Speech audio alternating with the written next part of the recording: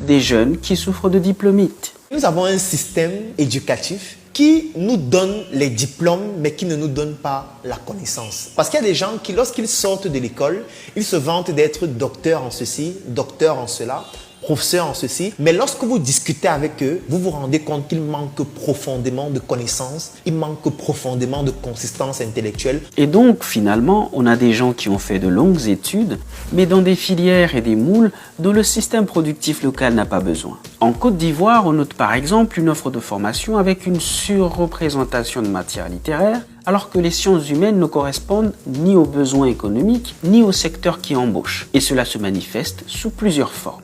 La suréducation, la sous-compétence, la surcompétence et bien d'autres formes.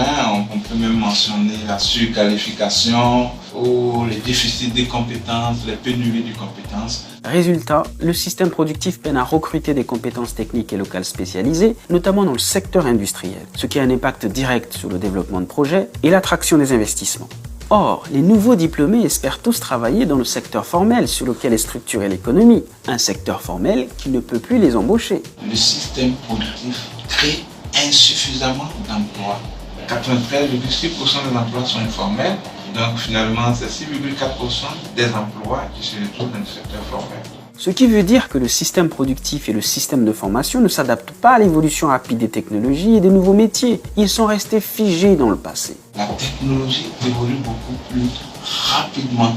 Donc très souvent, à peine les jeunes finissent leur formation que les techniques de production ont évolué, ont changé. Donc à peine vous finissez votre formation, vous avez votre diplôme, vous êtes dépassé sur le marché. Votre formation est obsolète.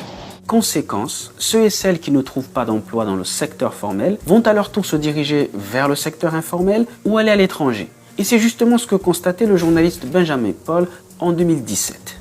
Certains diplômés optent pour l'émigration, mais la majorité se tourne vers le système D. Entendez système débrouillardise. Ou alors ils se rabattent sur des emplois qui nécessitent un niveau de formation moins élevé.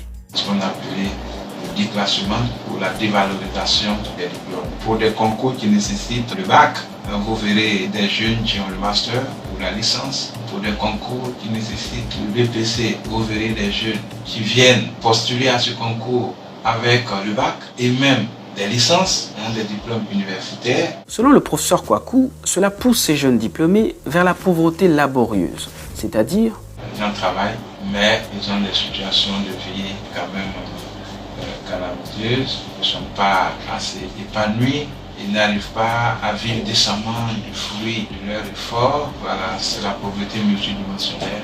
Et puis